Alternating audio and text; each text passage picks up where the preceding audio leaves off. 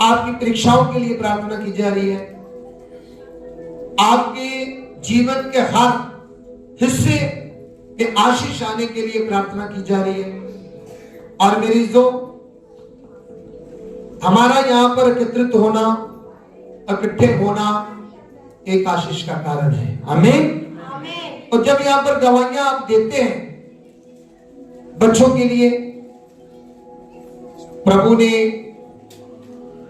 प्रार्थनाएं सुनी है, उनके जीवन में काम हुए हैं, काम खुले हैं, हर प्रकार से परमेश्वर जो है हमारे बीच में खड़ा है।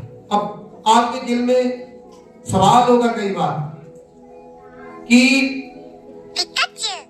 कुछ लोगों की प्रार्थनाएं सुन ली जाती हैं और कुछ की नहीं सुनी जाती। कारण क्या है? कारण ये है कि कई बार हमारी तैयारी नहीं होती, कई बार हम मंजिल तक पहुंचते पहुंचते रह जाते हैं, आशीष को पाते पाते रह जाते हैं, इसलिए कर रहा है। लेकिन प्रार्थना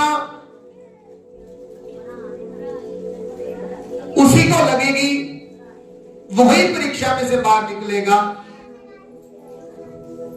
जो परमेश्वर को खुश करेगा। क्योंकि वचन में लिखा है, कहता तेरी परीक्षा जो तुझ पर आती है, अभी तक कोई ऐसी परीक्षा नहीं आई कि तुम्हारे सहने से बाहर हो। अगर तुम पर परीक्षा आती भी है तो मैं उसका हल भी दूंगा, निवारण भी दूंगा। पर आज मुझे और आपको समझने की जरूरत है कि परीक्षा का पहले तो अर्थ क्या, परीक्षा होता क्या है। परीक्षा किस किस को पता परीक्षा क्या होता है? आप बता, कईयों के हाथ नहीं खड़े हुए। परीक्षा होती क्या भाई?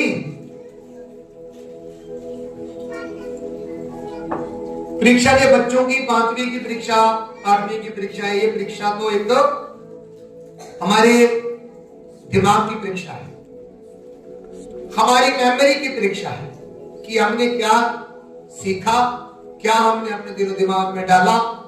और वो हमारे टीचर्स हमसे पूछते हैं और वो हम परीक्षा के रूप में लिख देते हैं, राइट?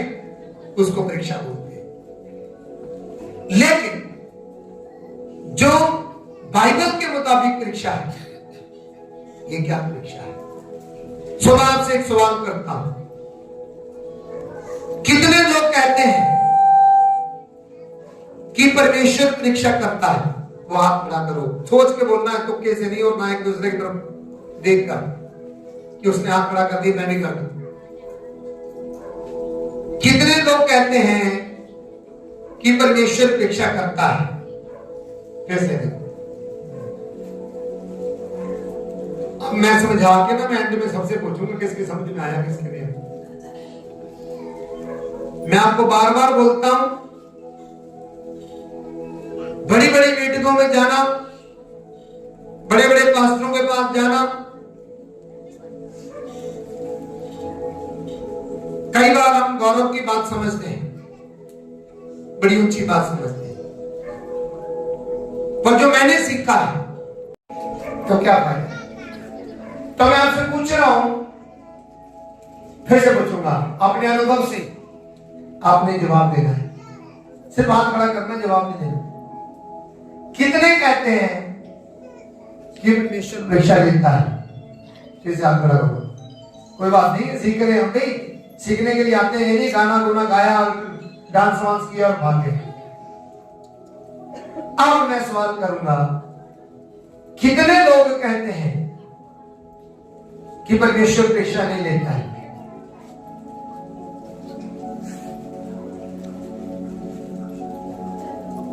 कमाल होगी। आप किसी तरफ भी नहीं, कुछ तो किसी तरफ भी नहीं।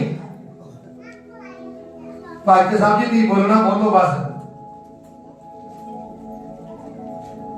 अब आपको ना पता है कि परमेश्वर परीक्षा लेता है, और ना आपको पता है कि वो नहीं लेता है।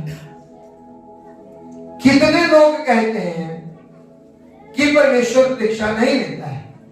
हाथ खड़ा करो। नहीं लेता है। कितने लोग कहते हैं लेता है? मैं छोड़ूंगा नहीं जब तुम्हारे समझना है।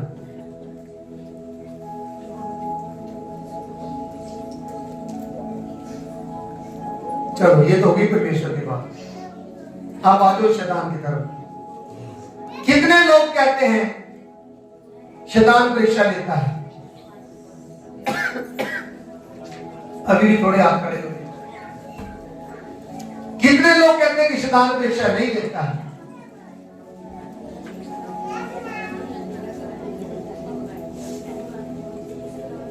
चलो अब आगे बात हमारी।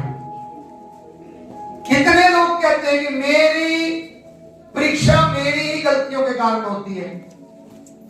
अब हाथ ज्यादा खड़े हो।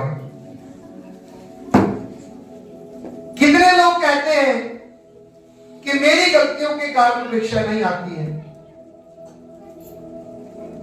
कुछ लोग समझते हैं। आज 3 बातें मैं आपको बताऊंगा।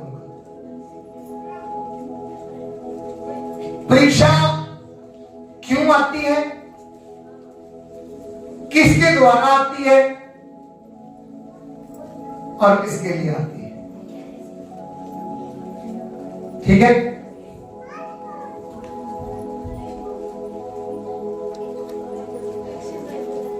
मेरे ख्याल से आप बड़े ध्यान से सुनना है बच्चों।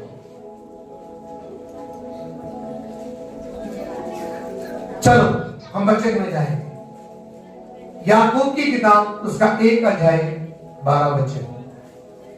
याकूब की किताब उसका 1 अध्याय 12 वचन। जीसस माइक में पढ़िए प्लीज। धन्य है वह मनुष्य जो परीक्षा में स्थिर रहता है। धन्य है वह पुरुष जो परीक्षा में स्थिर रहता है, क्योंकि वह खरा निकलकर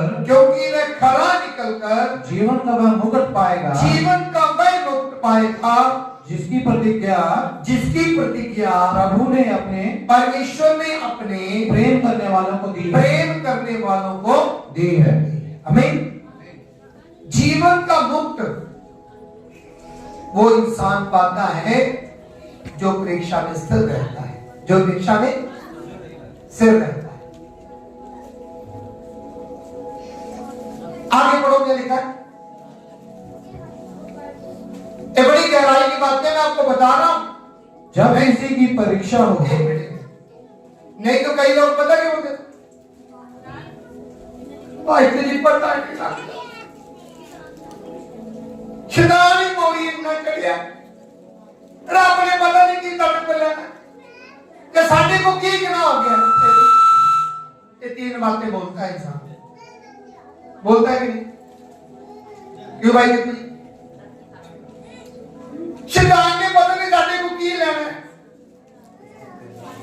रब पता नहीं क्यों साडी परीक्षा लेके आंदा ते जब मैं केड़ा गुनाह कर बैठा मेरी परीक्षा आई। 3 बातें 3 ही है। अब यहां पर परमेश्वर का वचन कह रहा है कि धन्य है वह पुरुष जो परीक्षा में स्थिर रहता है, वो खरा निकलकर जीवन का मुक्त पाता है, क्योंकि परमेश्वर ने अपने प्रेम करने वालों के लिए जिसकी प्रतिज्ञा की है, वायदा किया कि मैं उसी को जीवन का मुक्त दूंगा जो परीक्षा में खरा निकलकर आगे आए। हमें परीक्षा में खरा निकलकर आगे आए। अब आगे क्या लिखा पढ़ो। जब किसी की परीक्षा हो, जब कभी किसी की परीक्षा हो तो वह यह ना कहे कि मेरी परीक्षा परमेश्वर की ओर से होती है। परमेश्वर की ओर से होती है। हाँ जी।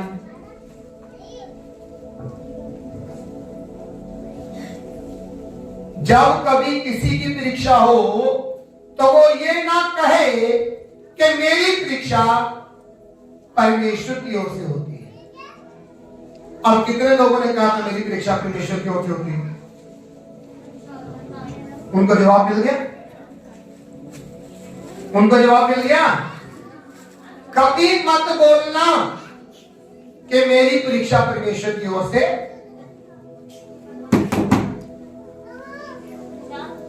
क्यों बोला? ये बड़ी गहरी बातें मैं आपको बताता हूं, अगर सीख लोगे तो मैं कहता हूं आपके लिए सीधे रास्ते हो जाएंगे, नहीं तो आप बीच में ही जिदा जैसे किश्ती लड़खड़ाती है ना मझधार में, वैसे ही आप लड़खड़ाओगे। मैं बता रहा हूं आपको, वही मसीह में इंसान पक्का रह पाएगा जो इन बातों को समझ आएगा। नहीं तो इंसान की कोई गारंटी नहीं कब कहां कोई फिसल जाए, नहीं है। अगर आपने ईश्वर के रास्ते पर चलना है, परमेश्वर की बातों पर चलना है, परमेश्वर को मानना है, उसके साथ मजबूत खड़े रहना है अपनी हर परिस्थिति में। परिस्थिति चाहे अनुकूल हो चाहे प्रतिकूल हो। अनुकूल और प्रतिकूल का मतलब क्या है? परिस्थितियां चाहे हमारे विरुद्ध में हो चाहे हमारे पक्ष में। समझ रहे मेरी बात को? कितने लोग समझ रहे हैं? हालेलुया। तो परिस्थितियां, हालात चाहे मेरे विरुद्ध हो चाहे मेरे पक्ष में, इसलिए प्रभु की वाणी हम सुनने के लिए आते हैं, मजबूती के साथ उसको सीखो, अपना बोझ उस पर डालो, ताकि हम ईश्वर को अगर भरोसा किया है तो मैं अपनी हर परिस्थिति में जो परीक्षा के रूप में मेरे जीवन में आती है, मैं उसमें मजबूत खड़ा रहूं। आमीन। पर आप मजबूत रहोगे कैसे?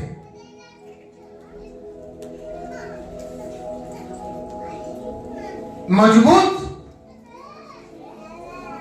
होना भी हमारी एक खूबी है। हालेलुया।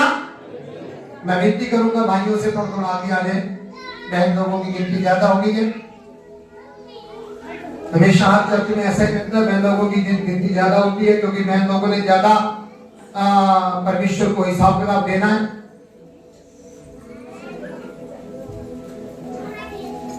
हालेलुया। सो जहां भी थोड़ा आप आगे आ सकते हैं। जीसस। हालेलुया। आपको मैं आज परीक्षा के बारे में सिखाकर भेजूंगा और ऐसे में मैं पूछूंगा और आपके हाथ ऐसे ऐसे नहीं आने चाहिए, ऐसे आने चाहिए। हमें तो परमेश्वर कह रहे हैं कि यदि किसी व्यक्ति की परीक्षा हो तो वो ये ना कहे कि मेरी परीक्षा परमेश्वर की ओर से हो रही है, कि मेरी परीक्षा। तो कहोगे बात में क्या? अब मैं आपसे सवाल पूछूंगा, कितने लोग कहते हैं कि मेरी परीक्षा परमेश्वर की ओर से होती है? शाबाश। आपने सबने बड़े ध्यान से वचन सुना है, क्योंकि बाइबल जो कहती है वो सत्य कहती है और बाइबल अनचेंजिंग, अनकंडीशनल प्रभु का सामर्थ्य वचन है। हालेलुया। हमें इस बात को सीखना है। यहां पर कहा जा रहा है कि परीक्षा परमेश्वर की ओर से नहीं होती।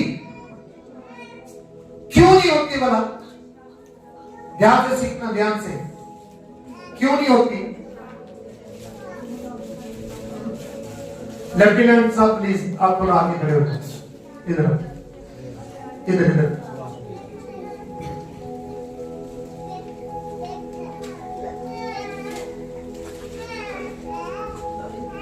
बच्चों बैठो बैठो, ऐश्वर्या आप बैठो।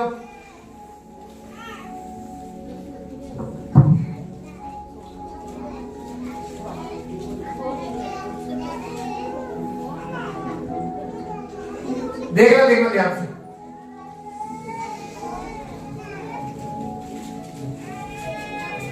मैंने इनको क्या किया, अपने बेडरूम में भेज दिया। मैंने क्या किया, सुना, इनको अपने बेडरूम में भेज दिया और मैंने वहां पर कुछ बंडल, नोटों के बंडल फेंके हुए। क्या मुझे पता है कि ये जाकर बंडल उठाएंगे नोटों के, ये मुझे देंगे या नहीं देंगे? क्या ये मुझे पता है? नहीं। जो हकीकत मुझे पता है इस बात का। मैंने इनके लिए परीक्षा रखी हुई है। मैंने इनके लिए क्या रखी हुई है? परीक्षा। अब ये गए और वहां पर बोला, इन्होंने बोला फादर जी आपने बेडरूम में मुझे भेजा, लेकिन ये 2-3 बंडल नोटों के जो थे 10-20 हजार रुपए ये पड़ा हुआ है, ये आप भूल आए या क्या मेरी परीक्षा ले रहे हो? ये लो आपके 20,000 रुपया, ये 2 बंडल 10-10 हजार की जो है गड्डियां पड़ी हुई। अब इन्होंने दे दिया मुझे। अब इनके लिए परीक्षा थी, इनके लिए क्या थी? परीक्षा थी। लेकिन मुझे पता नहीं है कि ये परीक्षा में पास होगा या नहीं। अब मैंने इनको परीक्षा दी और इन्होंने वो 2 गठियां 10-10 हजार की वो मुझे आकर दे दी और ये परीक्षा में क्या हो गया जी? बोलो, पास हो गया। अब परमेश्वर को तो पता है कि ये उठाकर मुझे दे देगा। परमेश्वर को तो, उसको तो सब कुछ पता होता है, उसको तो जिसको पता है फिर वो परीक्षा क्यों ले? नहीं समझे? समझे मेरी बात को? कितने लोग समझे? मतलब जिसको ऑलरेडी पता है, पहले से पता है कि लेफ्टिनेंट जी क्या करने जा रहे, तो फिर परीक्षा किस बात की? इसका मतलब परमेश्वर कभी किसी की परीक्षा नहीं लेता, क्योंकि उसको तो सब कुछ पता है कि ये क्या करेगा। उसको बोलो, वो अनादि परमेश्वर है, वो आद और अंत है, वो अल्फा और ओमेगा है, वो सब कुछ जानने वाला परमेश्वर है। भूतकाल, वर्तमान, भविष्यकाल, वो सब कुछ कालों का परमेश्वर सब कुछ जानता है कि क्या घटित होने वाला है, इसके मन में क्या है, सब कुछ जानता। तो वो परीक्षा क्यों लेगा? बोलो बोलो, लेगा? बोलो लेगा? इसलिए परमेश्वर कभी भी किसी की परीक्षा नहीं लेता है, क्योंकि वो सब कुछ जानता है कि आप कल क्या करने वाले हो, 5 मिनट बाद क्या करने वाले हो, सब कुछ जानता है। जानता है कि नहीं? मुझे पता है कि 5 मिनट के बाद ये क्या करने वाले नहीं, मुझे हमें नहीं पता। किसी का पता होता है? समझ रहे हैं ना? मैं वचन आपको समझा रहा हूं कि यहां पर क्यों लिखा गया है कि परमेश्वर परीक्षा नहीं लेता। इसलिए नहीं लेता क्योंकि उसको सब कुछ पता है। बोलो, उसको सब कुछ पता है। अब पुराने नियम की जब बात करें, अब्राहम एक प्रभु का बहुत बड़ा दास हुआ। अब उसकी परीक्षा के बारे में लिखा गया है, उसकी परीक्षा के बारे में लिखा गया है। ये वचन बड़ा ध्यान से सुनने वाला अगर आपके पल्ले पड़ गया तो मैं कहता हूं आप परीक्षा को परीक्षा नहीं समझोगे, दुख को दुख नहीं समझोगे, कष्ट को कष्ट नहीं समझोगे, और आपको इतनी बड़ी तसल्ली मिलेगी, आप कभी भी परमेश्वर में ढीली नहीं पड़ोगे। कभी दुख सुख जिंदगी का हिस्सा है, ये आएगा और ईश्वर के प्रति, उस परम पिता परमात्मा के प्रति हम कितने मजबूत हो जाते हैं, कितना उसको दिल की गहराइयों से समझने लगते हैं, कितना हमारा रिश्ता उनके साथ मजबूत हो जाता है। जितना रिश्ता आपका परमेश्वर के साथ मजबूत होगा, आप ईश्वर के नजदीक जाते जाओगे। यह हमारी अज्ञानता की वजह से ही हम शैतान के चुगलों में फंसे रहते हैं। हमारी अज्ञानता की वजह से ही हम कई दुविधा में, दुख, कष्ट, संकट में पड़े रहते हैं। जिस दिन हमें परमेश्वर के ज्ञान का बोध हो जाता है, ज्ञान हो जाता है, परमेश्वर समझ आ जाता है, उसकी विधियां, उसके नियम, उसकी व्यवस्था हमें समझ आ जाती है, तो हम परमेश्वर के बहुत नजदीक हो जाते हैं। हमें समझ रहे? जब बहुत नजदीक हो जाते हैं तो ये जो नाशवान शरीर है, ये परमेश्वर में इतना मजबूत हो जाएगा कि आपको अगर बीमारी को लगी भी हुई ना, बीमारी नहीं दिखेगी। हमें कोई कष्ट आपके बीच में आ गया, वो आपको कष्ट नहीं लगेगा। हमें समझ रहे इस बात को? तो परमेश्वर कभी किसी की परीक्षा नहीं लेता है। लेकिन अभी एक वचन पढ़ेंगे, अभी उत्पत्ति की किताब में हम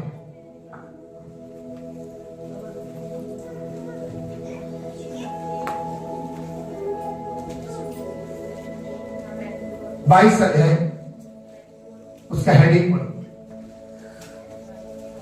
उत्पत्ति की किताब अब्राहम की परीक्षा। क्या लिखा? अब्राहम की परीक्षा। अब्राहम की परीक्षा। इन बातों के पश्चात बाद ऐसा हुआ कि परमेश्वर ने अब्राहम से यह कहकर उसकी परीक्षा की, हे अब्राहम, उसने कहा देख मैं यहाँ हूँ। ध्यान से सुनो। अब नए नियम में याकूब की किताब उसका 1 अध्याय 13 वचन में कह रहा है कि परमेश्वर कभी किसी की परीक्षा नहीं लेता। उत्पत्ति 22 अध्याय उसका 1 वचन में कह रहा है कि परमेश्वर ने अब्राहम की परीक्षा ली। तो क्या हमारा परमेश्वर दोगला है? एक तरफ कह रहा है कि परीक्षा नहीं लेता और दूसरी तरफ अब्राहम की परीक्षा ले रहा है। परमेश्वर दोगला नहीं है, हमारी सोच दोगली है, हमारी समझ दोगली है, हमारा ज्ञान दोगला है, हमारी बुद्धि दोगली है। वरन जब हम उसकी गहराई में जाते हैं तो परीक्षा परमेश्वर के लिए परीक्षा नहीं है, परीक्षा हमारे लिए खुद की परीक्षा है कि मैं क्या करूंगा, मैं खुद पता नहीं होता कि मैं क्या करूं। ऐसे ही इसका क्या सबूत है? पतरस जो साथ प्रभु यीशु मसीह के रहता था, 3.5 साल तक उनके साथ रहा, तो वो क्या बोल रहा है पतरस कि हे स्वामी, हे प्रभु यीशु, मैं तेरे साथ जेल जाने के लिए भी तैयार हूं, मैं तेरे साथ मरने को भी तैयार हूं। और यीशु मसीह कहते हैं, ओए पतरस, तू तो सुबह ही आज रात को ही ना, सुबह मुर्गी की मांग देने से पहले तो 3 बार मेरा इनकार करेगा। इसका मतलब बड़ा वायदा कर रहा है परमेश्वर के साथ, बड़ा बोल रहा हो कि तुझे सारे छोड़ देंगे, मैं नहीं छोड़ूंगा, मैं तेरे साथ जेल भी जाऊंगा, मैं तेरे लिए मर भी जाऊंगा। और हमारा भी वायदा परमेश्वर के साथ ऐसा ही होता है नहीं? बोलो, किसका वायदा परमेश्वर के साथ? मैं उसके साथ जेल भी जाऊंगा। क्यों नहीं आप खड़े हो रहे भाई? मुझे ये बड़ा बुरा लगता है। इसका मतलब आधा कंफर्म आधा अनकंफर्म, पक्का नहीं है, आधा कच्चा पक्का, कच्चा पक्का, कच्चा पक्का। अब पतरस की जगह अपने आप को खड़ा करो। जो जीवन की सच्चाई है वो बता रहा हूं आपको, समझना पड़ेगा। क्यों हम फिसल जाते हैं, क्यों नहीं हम बातों को समझ पाते।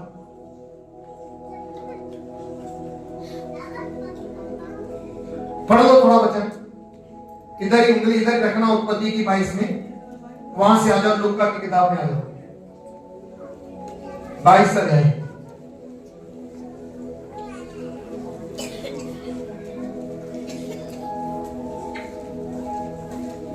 एक 22 का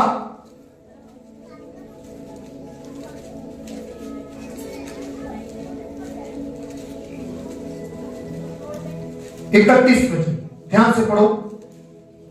22 का 31 वचन से पढ़ना शुरू करो। शैतान, हे शैतान, शैतान ने तुम लोगों को मांग लिया है। ओह जीसस। शिमोन, शिमोन, हे पतरस, शैतान ने तुम लोगों को मुझसे मांग लिया है। प्रभु यीशु कह रहे हैं कि शैतान ने तुम्हारी क्या किया, मांग की है, मांगा है। फिर आगे कि गेहूं के समान फटके, कि शैतान क्या करे, गेहूं के समान तुम्हें क्या करे, फटके, फटके, कि तूड़ी एक तरफ हो जाए और गेहूं एक तरफ। मेरे और आपके जीवन में भी कई बार फटकना बनाता है कि खरा निकल जाए, तूड़ी तूड़ी क्या हो जाए, तूड़ी क्या हो जाएगी, निकल जाए और दाने दाने एक तरफ हो जाए। और कई बार शैतान फटकता है, मांगता है कि इसको मेरे हाथ में दे, देख इसको कैसा फटकता हूं, देखना जरा क्या अच्छा वार्तालाप है। वचन को पढ़ने में ना एंजॉय करो, ओ दिल की गहराई से वचन को पढ़ो। जब पढ़ते हैं कितनी मीठी बातें लगती हो, कितनी वास्तविकता है, कितनी सच्चाई है, कितनी गहराई है इंसान के जीवन की, और हम समझ नहीं पाते। वाणी को समझना, अपने दिलो दिमाग में उसको बिठाना, अपने जीवन का उसको हिस्सा बनाना, अपने जीवन का आधार बनाना। मैं देखो कहता हूं तुमसे कि तुम ऐसे मजबूत ईश्वर को चाहने वाले बन जाओगे, ईश्वर को मानने वाले बन जाओगे कि कोई परीक्षा भी तुम्हारे सामने खड़ी नहीं हो पाएगी। हमें कोई भी शैतान तुम्हारे सामने खड़ा नहीं हो पाएगा। आज क्यों परीक्षाएं हमें घेरी रहती हैं, क्यों शैतान हमें घेरे रहता है, हमारा घेराव करता है? क्योंकि हम सीरियस नहीं हो पाते, हम गंभीर नहीं हो पाते। हम बोलते हैं हर एतवार आओ, काम ही नहीं छोड़ती। हम बोलते हैं लगातार प्रार्थना करो, टाइम नहीं मिलता। हम बोलते हैं लगातार वचन पढ़ो, सुनो, मानो, काम नहीं करते। जब लगातार परमेश्वर के साथ हम चलेंगे तो मेरे जो कोई भी परीक्षा हमारे सामने खड़ी नहीं रह पाएगी। हमें आज परीक्षाओं के बारे में आपको मैं बता रहा हूं कि हमारी परीक्षाएं वो जाती रहेंगी। तो क्या हुआ, वार्तालाप क्या हो रहा है? परमेश्वर यीशु मसीह कह रहे हैं कि हे शिमोन, तुम्हें शैतान ने मुझसे मांग लिया है ताकि वह तुझे फटके। क्या करे वो? तुझे फटके, फटके, गेहूं की तरह फटके। फिर आगे, परंतु मैंने तेरे लिए विनती की। ओ, मैंने तेरे लिए विनती की, मैंने तेरे लिए प्रार्थना की कि तेरा विश्वास जाता न रहे। तेरा विश्वास जाता न रहे। मेरे तो आपकी परीक्षाएं जब चलती है ना, तो हम लोग प्रार्थना करते हैं। याजकों का याजक प्रभु यीशु मसीह की प्रार्थना कर रहा है। आज हम कहते हैं ना हमारे संत भैरी जी हमारे लिए प्रार्थना कर रहे हैं, और आप भी कहते हैं हमारा फादर रमेश जी हमारे लिए प्रार्थना कर रहा है तो परीक्षाओं के लिए प्रार्थना होती है मेरे दोस्त। इसलिए आज इस बात को समझो कि हमारे ऊपर जो परीक्षाएं हैं, हमारे दास हमारे लिए प्रार्थना कर रहे हैं। दासों को कभी मत भूलो, यीशु को भी कभी मत भूलो, क्योंकि 24 घंटे प्रभु यीशु मसीह हमारे लिए याजकों का याजक, पादरियों का पादरी, पास्टरों का पास्टर प्रार्थना कर रहा है और हम भी आपके लिए प्रार्थना कर रहे हैं। इसलिए जब आप यहां पर गवाही देते हैं तो प्रभु के दासों का, प्रभु का गुण जरूर गाओ, बोलो उनको कि नहीं, मेरे दास ने मेरी प्रार्थना की, मेरे यीशु ने भी प्रार्थना कर रहा है और उसके फलस्वरूप मेरे जीवन में परमेश्वर मेरी प्रार्थना को सुन लिया। और कई बार हम पास्टरों को, प्रभु के दासों को पीछे फेंक देते हैं, मैंने ये किया, मैंने वो किया, फिर शैतान भी हंस रहा है, हाँ इन्हों ने नाना थे। इन बातों को सीखना,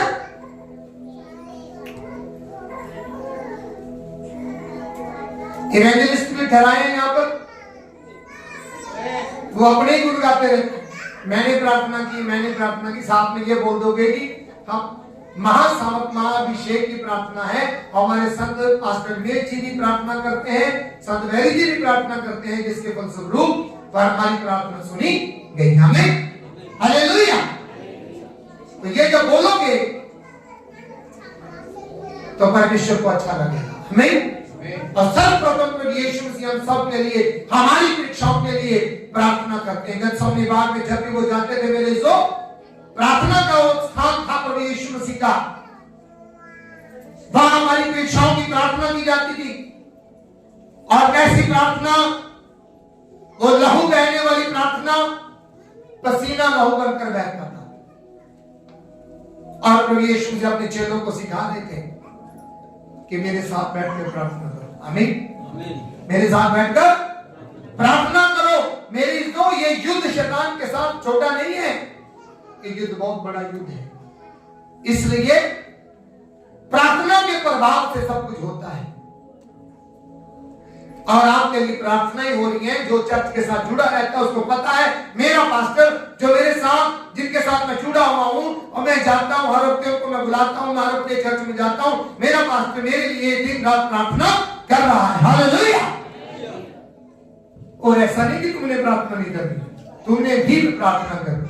आमीन। तुमने भी प्रार्थना करना है। और क्या हुआ, आगे पढ़ो फिर। जब तू फिरे तो अपने भाइयों को स्थिर करना। मुझे डर है बोलता, ये वचन नहीं आया, फिर से पढ़ो, फिर से। परंतु मैंने तेरे लिए विनती की कि तेरा विश्वास जाता ना रहे।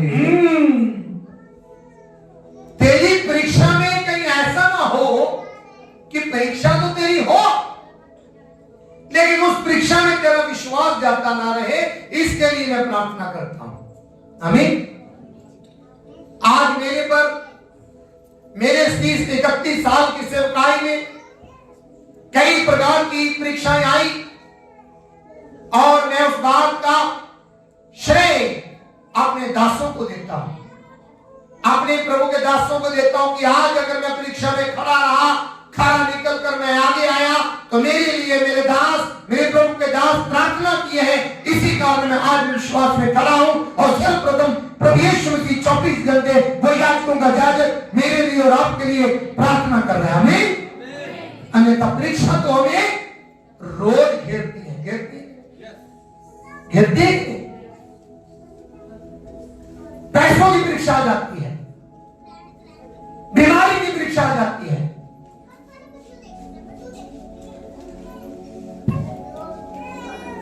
घर में कलेश की परीक्षा आ जाती है। कई प्रकार की परीक्षाएं मेरे और आपके जीवन में आ चुकी हैं। इसलिए प्रार्थना को छोटा मत समझो, प्रार्थना को छोटा मत समझो, अपने दास की प्रार्थना को छोटा मत समझो। लेकिन आजकल क्या है, हमें खुद पता नहीं है कि हमारे लिए कौन बोझ ले रहा है।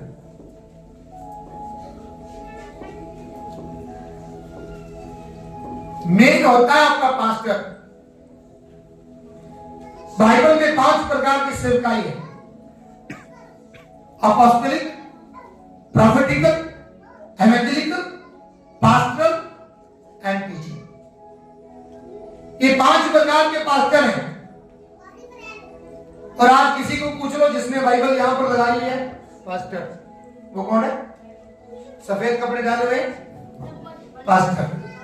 लेकिन पास्टरों को भी खुद को भी पता नहीं है कि मेरी बुलाहट क्या है। माफ करना, मैं ये नहीं कह रहा हूं मुझे सब कुछ मालूम है।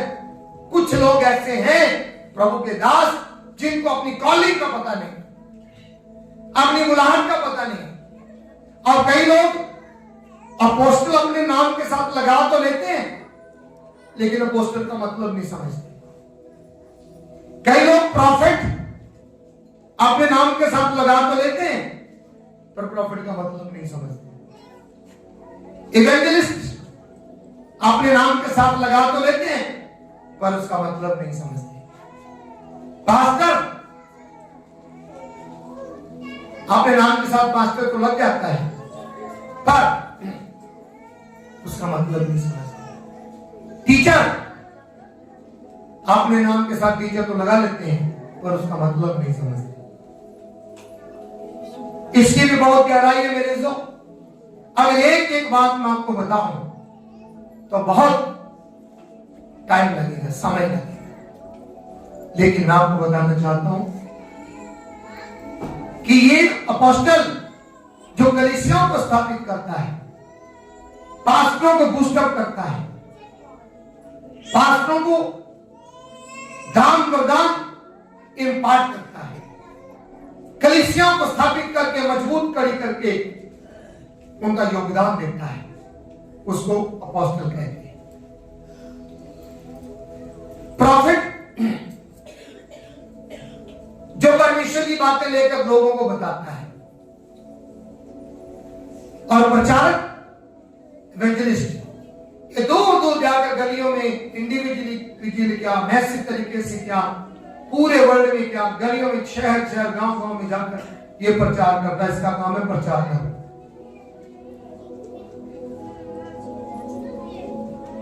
और इसका काम है शिक्षा देना। और ये पास्टर, असली पास्टर संभालता है कलीसिया को। पास्टर का मतलब क्या है? रखवाल, चरवाहा, चरवाही करने वाला। ये क्या करता है? कलीसिया को बनाता है, ठीक है। लेकिन देखभाल ये करता है, ये बनाता है, इसको पकड़ाता है, ये बनाता है, इसको, ध्यान से सुनो, अपोस्टल कलीसिया बनाता है और इसको पास्टर को पकड़ाता है। प्रॉफिट ये पास्टरों की कलीसिया में जाता है और भविष्यवाणी करके इनको मजबूत करता है, इसको। पर आजकल क्या है? अपोस्टल खुद ही मजबूत होता जा रहा है, पास्टर चाहे सारे खाली हो जाए। पास्टर चाहे, इसका मतलब समझते हैं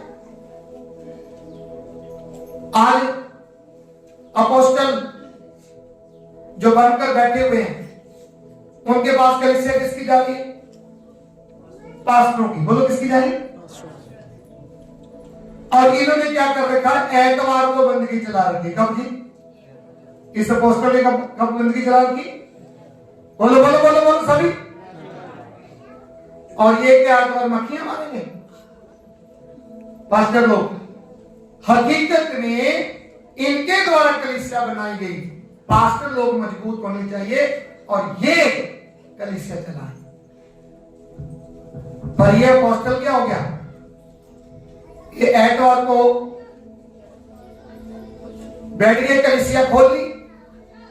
इन पास्टरों की भी, छोटे छोटे पास्टरों की कलीसिया भी कहां आ रही है? क्या आ रही है? इसी के पास आ रही है कि नहीं? बोलो भाई, इसी के पास आ रही है कि नहीं? अब हकीकत में इसका काम तो पास्टर को बढ़ाना है, ये तो उल्टा कर रहा है। इसकी कलीसिया इसके पास आ रही। तो बताओ ये वचन के मुताबिक हो रहा है? बोलो हो रहा है? नहीं हो रहा है।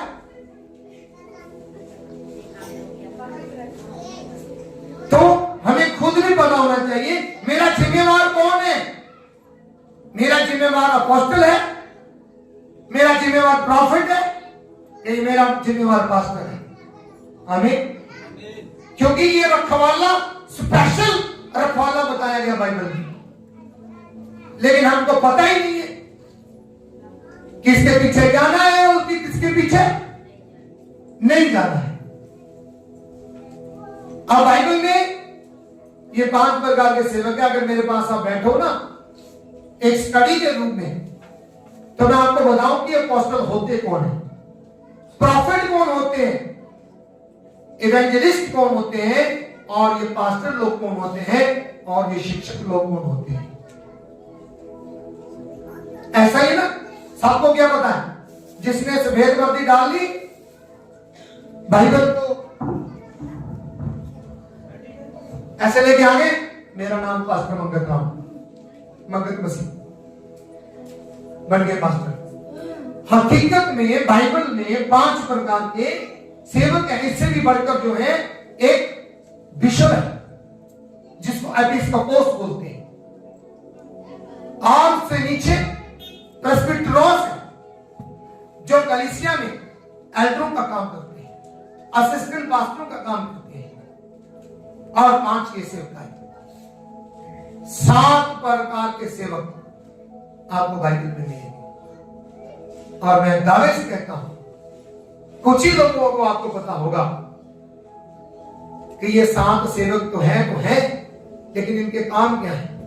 अब अपोस्टल ने क्या किया हुआ है, इस पास्टर को डिस्टर्ब किया हुआ है कि नहीं, बोलो किया हुआ है कि नहीं। कहानी तो बड़ी लंबी है, मैं वैसे शॉर्टकट बता देता हूं। अब कहने के लिए प्रभु की दया से अभी 400-500 लोग हैं, लेकिन जब मेरे पास 250 लोग थे तो 200 लोग भी अपोस्टल के पास चले गए। अब मैं बुराई नहीं करूंगा, अभी आप समझ सकते हैं अपोस्टल क्या है, नाम लूंगा तो बुराई हो जाएगी।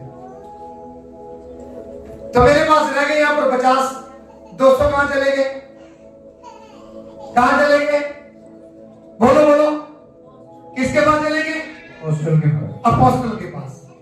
वास्तविकता ये है कि अपोस्टल का काम क्या है, कलीसिया को बनाना, पास्टर को मजबूत करना, लेकिन ये अपने आप को मजबूत करते जा रहे। क्या करते जा रहे, मेरी भीड़ बढ़ जाए, पास्टर मर जाए भूखा। वो निराश होकर सेवा करने के बजाय किसी फैक्ट्री में लग जाए, हैं?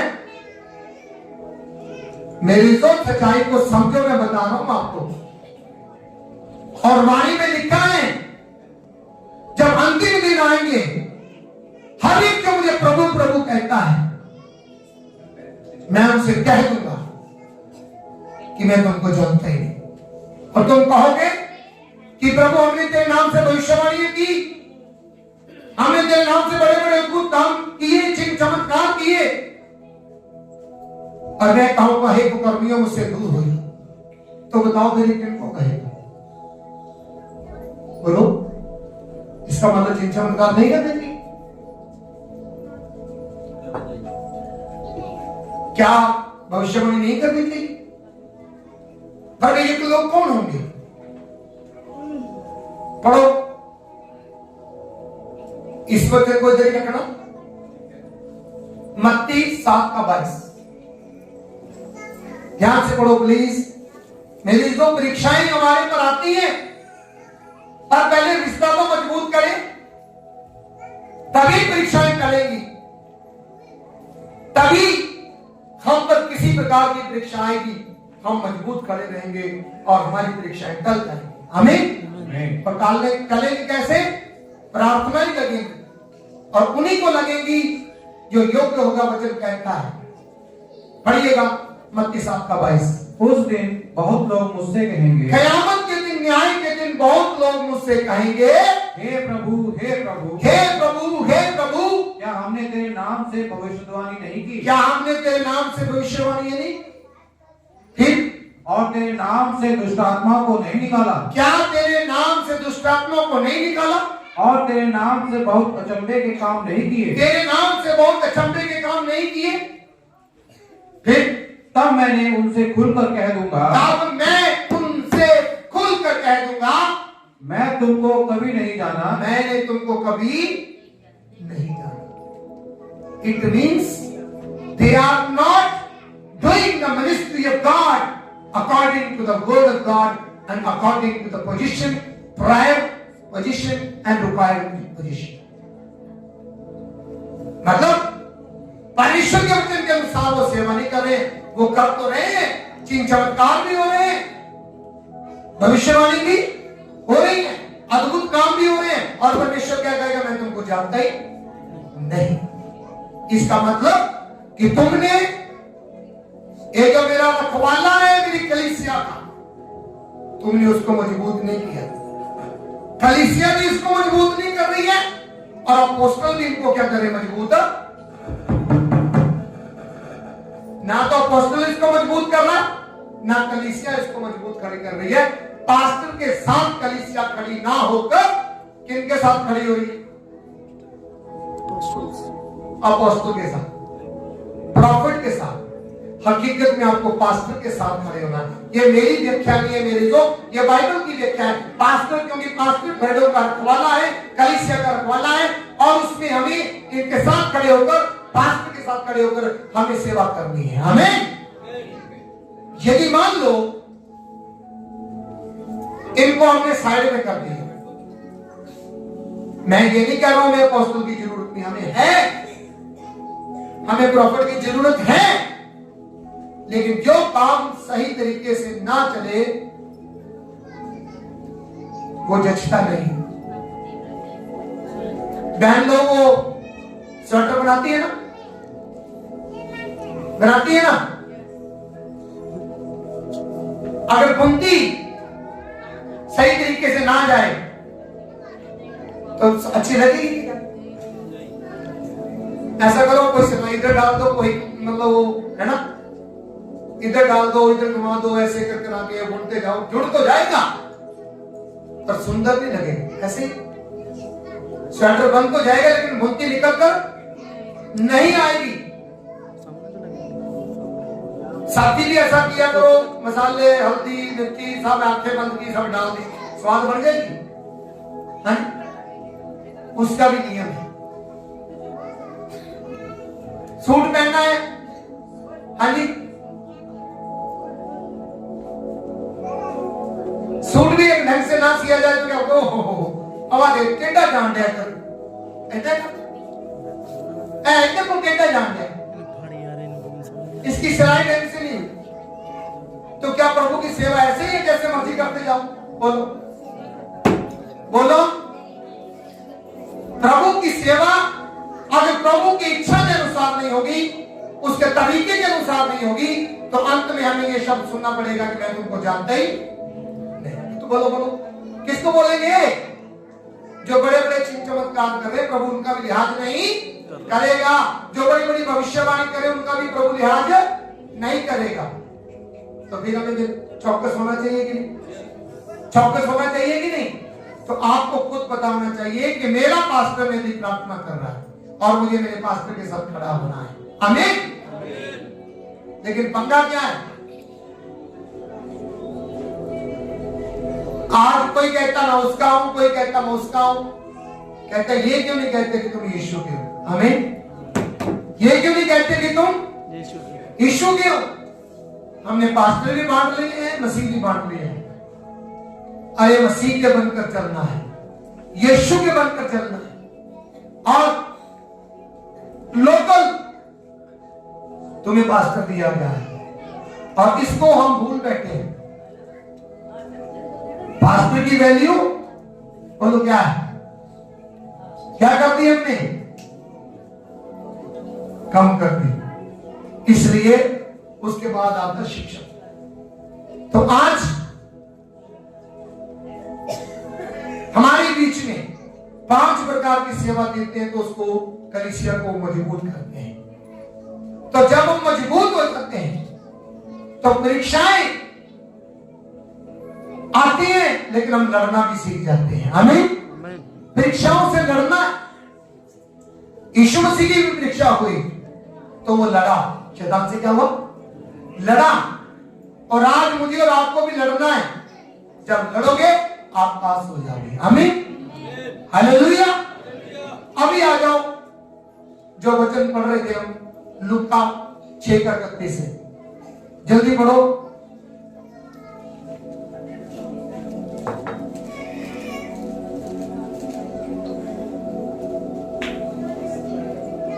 जल्दी जल्दी जल्दी, लूका 6:31।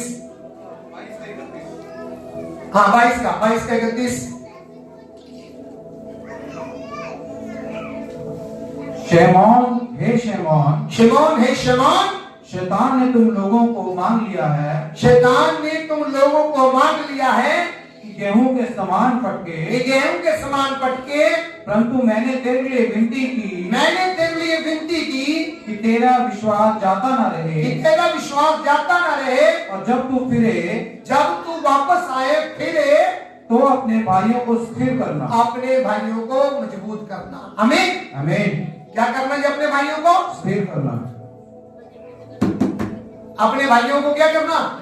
मजबूत और स्थिर करना। अपने पास्टर को क्या करना? मजबूत, क्या करना? स्थिर करना। उसको मजबूत स्थिर करने की बजाय क्या कर रहे हैं? ढीला कर रहे हैं, निराश कर रहे हैं। हमारी कलीसिया हमें मजबूत करना है,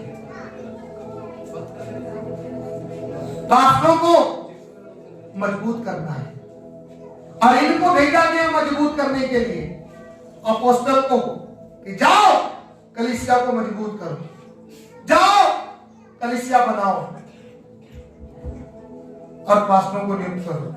प्रॉफिट को जाओ कलीसिया को मजबूत करो। वचन में लिखा, 14 अध्याय पढ़ के देख लो, उसमें लिखा है भविष्यद्वक्ता के द्वारा कलीसिया मजबूत होगी।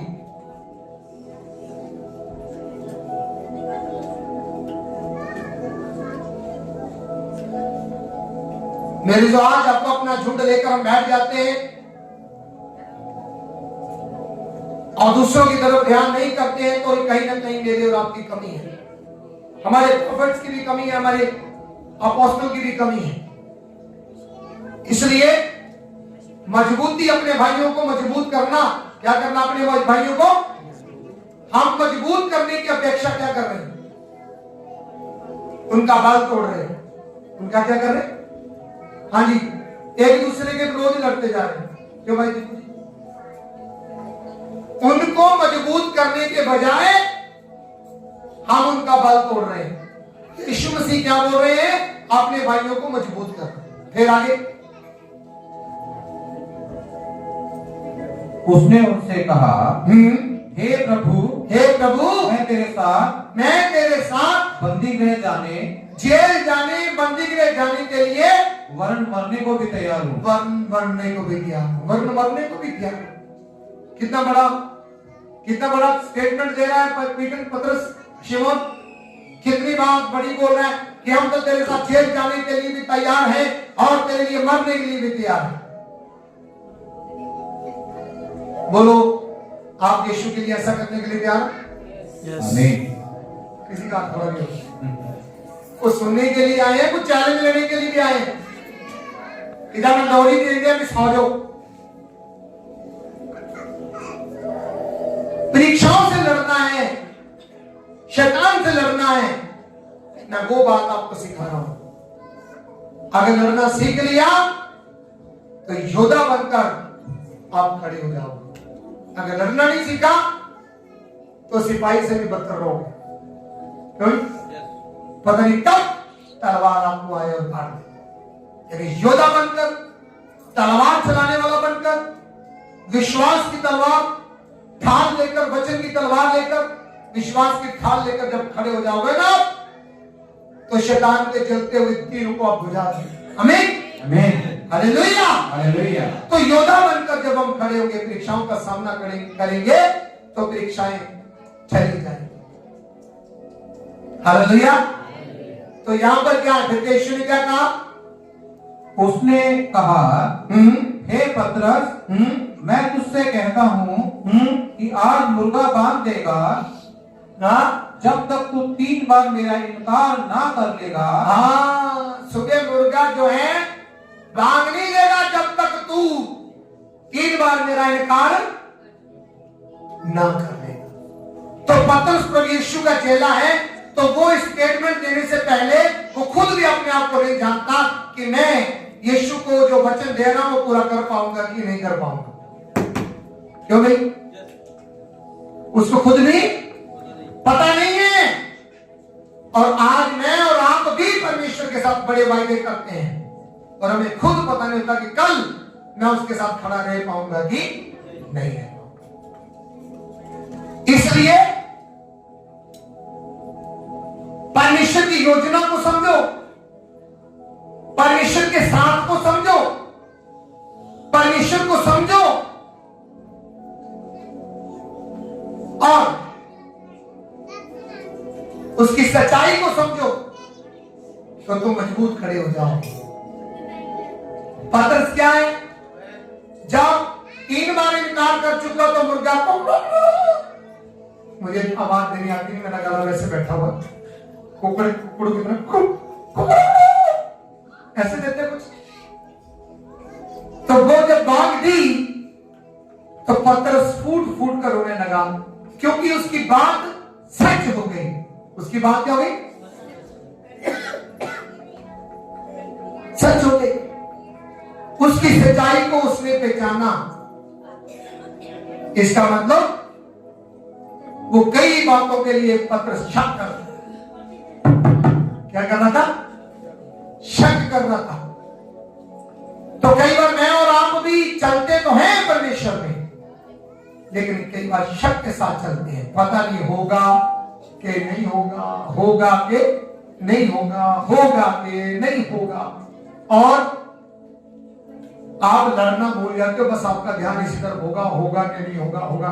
डट कर लड़ो, परमेश्वर पर भरोसा करो। परमेश्वर जी क्या कहते हैं परीक्षा के बारे में? आओ पढ़ो, 1 कुरिन्थियों 10 अध्याय 11 वचन से पढ़ो। 10 का 11।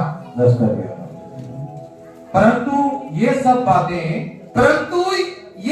बातें जो उन पर पड़ी दृष्टांत की रीति पर थी, परीक्षा की रीति पर थी, और वे हमारी चेतावनी के लिए, वो हमारी चेतावनी के लिए जो जगत के अंतिम समय में रहते हैं, और जगत के जो अंतिम समय में रहते हैं लिखी गई। लिखी। फिर इसलिए जो समझता है, इसलिए जो कोई समझता है मैं स्थिर हूँ, मैं मजबूत हूँ, वह चौकस रहे, वो चौकस रहे, कहीं गिर ना पड़े। कहीं गिर। इसका मतलब क्या है?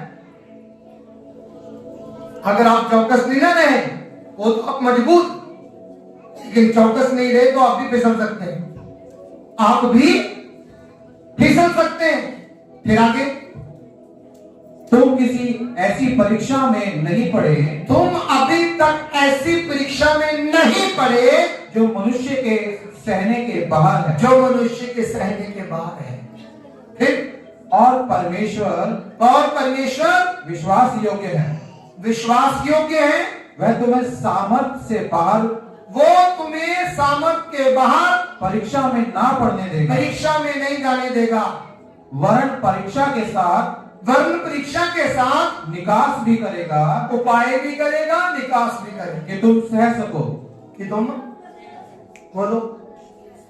अगर परीक्षा आई है तो उसका उपाय भी वो करेगा, उसका हल भी वो, रास्ता भी वो निकालेगा। हालेलुया। ये परीक्षा मेरे और आपके लिए इसलिए है कि हम सिद्ध हो जाए। क्या हो जाए? सिद्ध हो जाए। परीक्षा इसलिए नहीं है कि परमेश्वर जानना चाहता है कि हमारे दिल में क्या है, वो तो सब कुछ जानता है। परीक्षा मेरे और आपके ऊपर इसलिए आती है कि हम खुद जान ले कि मैं कितना मजबूत खड़ा रहा, मैं कितना। हाँ जी, समझे मेरी बात को? समझ रहे? आपको खुद पता लगेगा कि मैं कितना मजबूत खड़ा रहा। समझे मेरी बात? परीक्षा आपकी मजबूती के लिए है, ना कि आपको गिराने के लिए। आमीन। हालेलुया। हालेलुया। और यदि परीक्षा को समझ जाते हो, कई लोग ना परीक्षा के लिए बड़े तैयार होते हैं, स्टूडेंट लोग ना, है ना। अभी मैंने कॉलेज किया है, पीजीडीसीएम भी किया है, और मेरी आदत होती थी जब मैं तैयार होता था ना तो हम ऐसे करते थे। क्यों? जब सबको जानता है, बच्चे जो परीक्षा देते हैं ऐसे होता है ना, जब सारा आता तो फिर हमारा बॉडी लैंग्वेज कैसे था, वो अंदर सब कुछ ओके एंड मेंटलिटी देखो सब 99 मार्क है। जब आते तो बच्चे ये तो आंदा होए, लेकिन ना आंदा है क्या ये साउंड उठ गया, चला गया, ऐसे बोलते ही नहीं। और जब हम पढ़ते थे तो हम लड़के जब जाते थे एग्जाम लिखने के लिए तो कहीं ना मुंह अन्ना को कहीं ने बड़ा खुश होकर जाना on the seat act seat party चल दूजी चल तीजी चल चौथी चल नौवीं चल 10वीं चला गया। ये बड़ी से टकरी जाता ऐसे होता है, क्योंकि परीक्षा का सामना करने के लिए मजबूत खड़े हैं। और इसी तरीके से आप और मैं भी, परीक्षा मुझको और आप पर कोई भी आई है, अगर मजबूत उसमें खड़े हैं तो परमेश्वर उससे खुश होता है। हालेलुया। कि परीक्षा तो इस पर आई और ये परीक्षा में पास होता जा रहा है। क्या हो रहा है? पास होता जा रहा है। और जब खरा निकलते हैं वचन में लिखा है तो कौन सा मुक्त मिलता है? जीवन। शुरू से पढ़ा था ना, भूला मत करो, मैंने बोला था। याकूब की किताब उसका 1 अध्याय 12 वचन, उसमें लिखा गया है कि जो परीक्षा 13 वचन, जो परीक्षा में खरा निकलता है और खरा निकलकर वह मुक्त पाता है जो परमेश्वर ने अपने प्रेम करने वालों के लिए रखा गया है। जीवन का मुक्त, कौन सा नहीं? जीवन का मुक्त पाता है। तो परीक्षा यदि आप पर आती है मेरे दोस्त, तो परीक्षा का निवारण कौन दे रहा है? कौन दे रहा है? तो फिर हमारी परीक्षा से डरना चाहिए? बोलो, डरना चाहिए? बीमारी आ गई, डरना चाहिए? दुख आ गया, डरना चाहिए? कष्ट आ गया, डरना चाहिए? कुछ भी परीक्षा के रूप में मेरे और आपके सामने आ गया तो हमें मजबूती के साथ खड़े होकर उसका सामना करना चाहिए। आमीन, हालेलुया। शैतान का डट कर सामना करो, वचन में लिखा है कि वो तुम्हारे सामने से भाग जाएगा। अब लास्ट वचन पढ़ूंगा। एक तो परीक्षा होती है शैतान की तरफ से, एक परीक्षा परमेश्वर की ओर से। परीक्षा जो परमेश्वर की ओर से होती है वो परमेश्वर ही लेता है, वो हमें ही वो सिद्ध करने के लिए हमें परीक्षा में डालता है। ये नहीं कि वो नहीं जानता, वो जानता है सब कुछ। शैतान नहीं जानता, शैतान भी मेरी और आपकी परीक्षा करता है। शैतान कंप्लीटली मेरी और आपकी परीक्षा करता है। वो जानबूझकर परीक्षा में डालता है। बीमारी, दुख, दर्द, संकट, मुसीबत में, पैसे की कमी में हमें वो डालता है ताकि तुम क्या हो जाओ? भटक जाओ। तुम क्या करो? भटक जाओ। शैतान की सोच क्या है? तुम भटक जाओ, निराश हो जाओ, यीशु को छोड़ दो, कलीसिया छोड़ दो, दुआ प्रार्थना करना छोड़ दो, 10वां हिस्सा चंदा दान देना छोड़ दो। वो शैतान यही तुम्हें वो पथ भ्रष्ट करना चाहता है, वो तुम्हें बिगाड़ना चाहता है। हालेलुया, समझ गए? अब मैं शॉर्टकट बोलूं।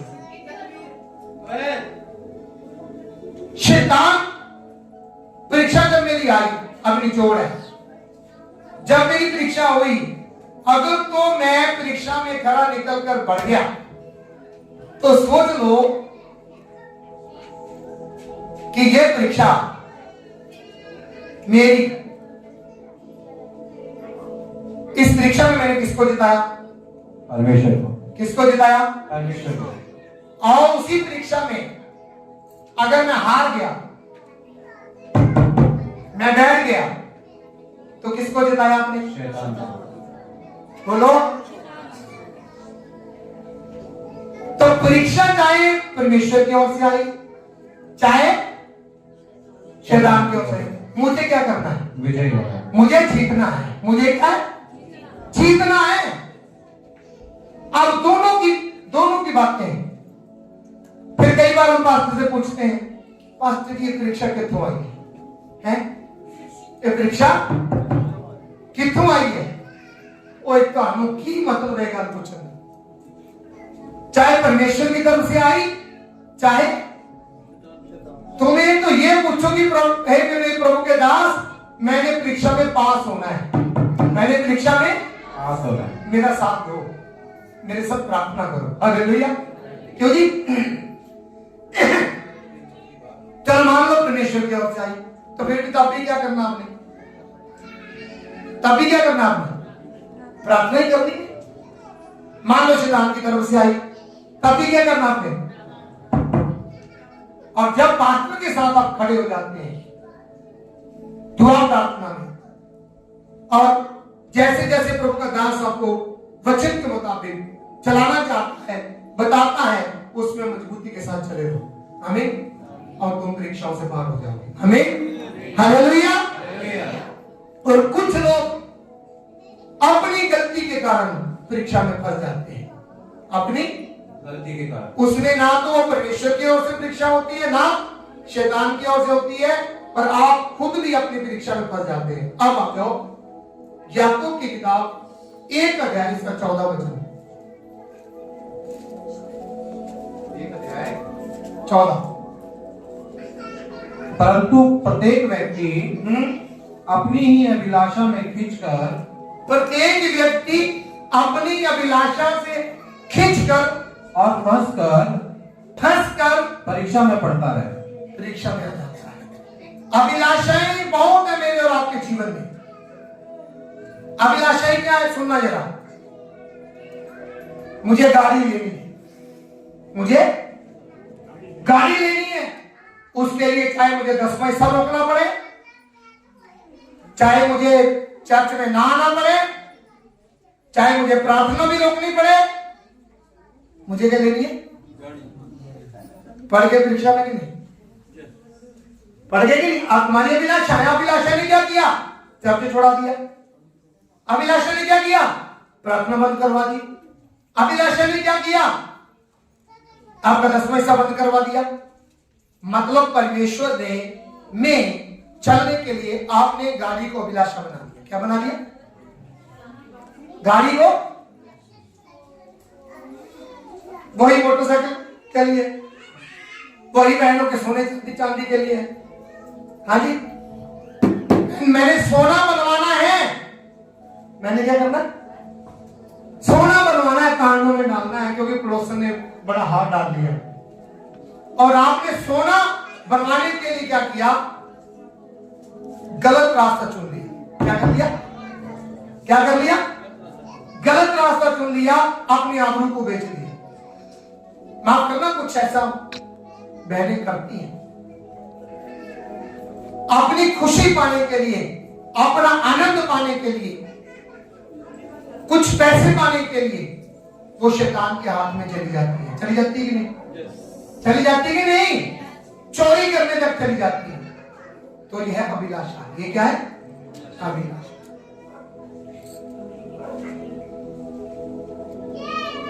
घर बनाने के लिए, जमीन खरीदने के लिए, मतलब आपने अपने जीवन में कुछ भी पाना, घर, मकान, जमीन, सोना, चांदी, इज्जत पाने के लिए, कुछ भी करने के लिए, आपने अगर ईश्वर के काम को, ईश्वर की विधियों को, ईश्वर के कानूनों को दरकिनार कर दिया, पीछे कर दिया, और आप अभिलाषा में फंस गए। अब क्या हो गया? अभिलाषा में फंस गए। फंस कर क्या हुए? क्या हो गया? अभिलाषा से खींचकर क्या होगा? परीक्षा में फंस गए। फिर आगे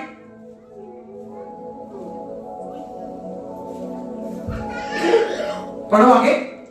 फिर अभिलाषा गर्भवती होकर पाप को जन्मती है। पाप को जन्म क्या करती है?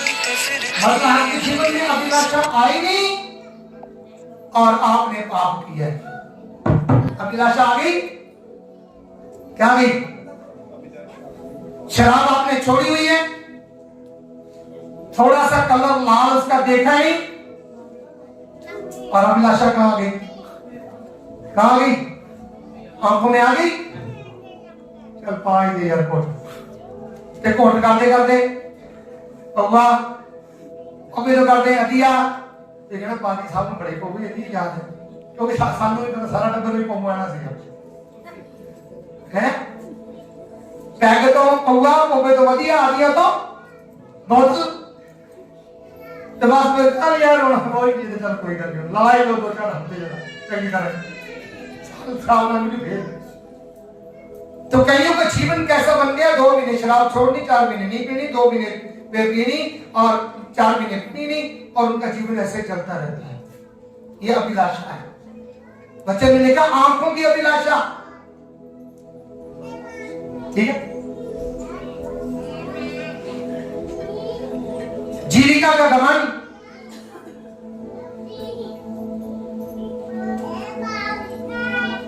ये आपको क्या करेगा? नाश कर देगा। क्या कर देगा? नाश कर देगा। इसलिए अभिलाषा जब गर्भवती होती है तो पाप को जन्म देती है, मतलब पाप कर देती है।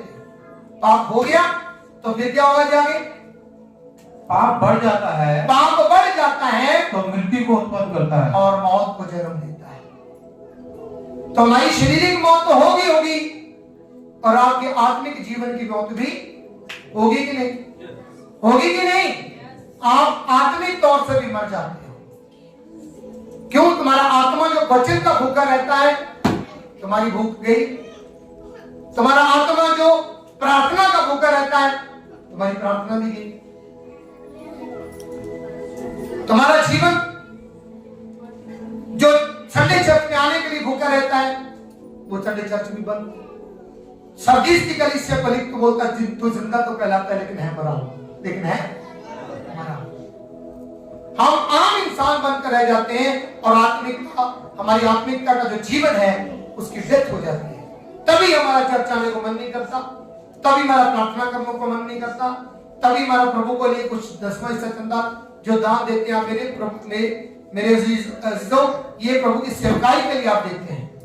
आज मैं पूरी बुलंद से जब प्रचार करता हूं तो आप की वजह से, क्योंकि वचन में लिखा है कि अपने दास को आनंद से खुशी से सेवा करने दो, ना कि आहें भर भर में, ना कि पंजाबी जी कहते होके भर भर। तो होके ना जिंदगी जीवन जाओ कहते, अगर होके भर भर के मैं जिंदगी जीवा, जाके गड्डी च बैठा तो गड्डी कवे तेल है नहीं तो मैं फिर उतर के थले आ जाना सी, मैं कोई 15-20 किलोमीटर में तेल जावा, वो पता नहीं चंदा पर 10 रुपए दे तो मैं होना कितना है। तो ये पहले टैंकी भरी हुई है तो खुली खुली जाना तो चंदा मिले ना मिले, कई बार होता भी इतना ही, कई बार नहीं भी मिलता। हालेलुया।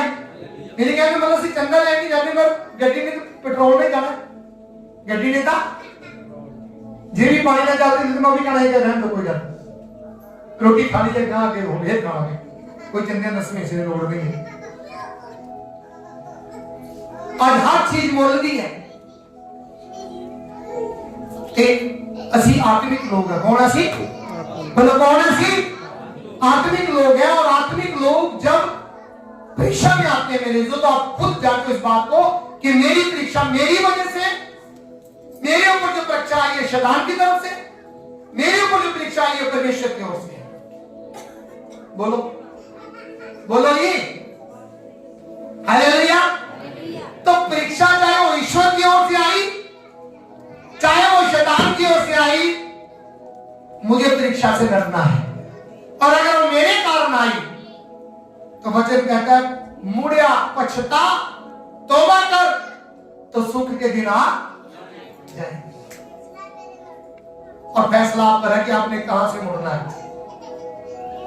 कौन सी कमी आपके अंदर है। हमारा परमेश्वर हमारी परीक्षाओं में खड़ा था, इसलिए वो सामने बाग में जाकर प्रार्थना करता था मेरे जो, क्योंकि इंसान की कमी घटियों को वो जानता था और प्रार्थना में लगे रहता था, कभी प्रार्थना करता था। और आज भी वचन में लिखा है कि वो परमेश्वर की दाहिनी ओर बैठकर क्या कर रहा, हमारे लिए प्रार्थना कर रहा।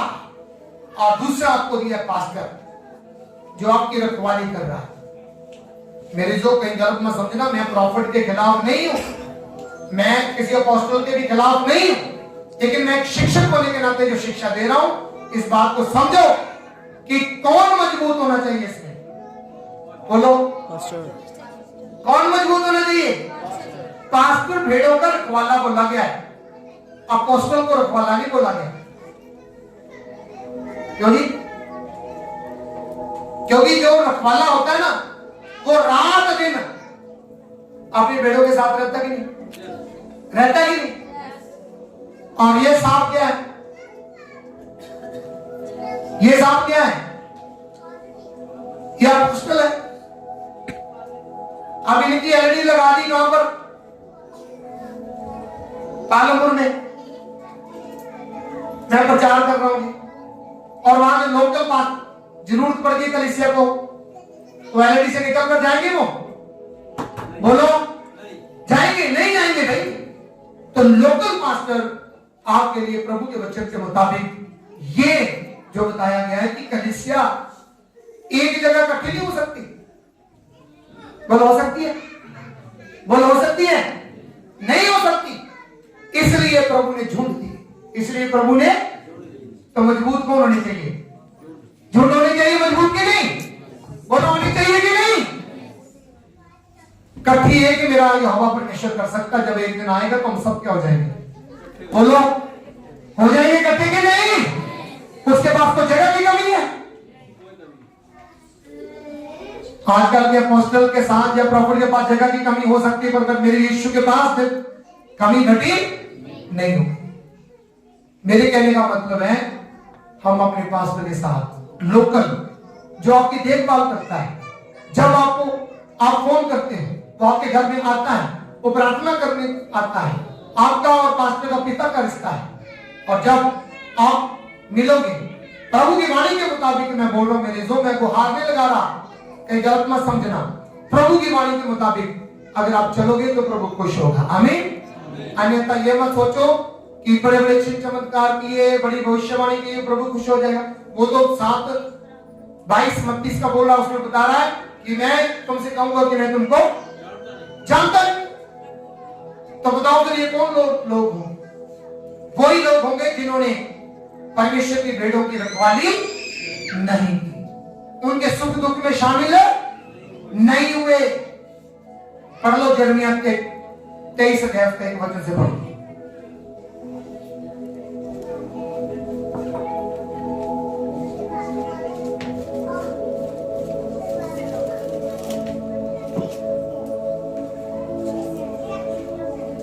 जल्दी, यिर्मयाह की किताब का 23 अध्याय का एक वचन पढ़िए।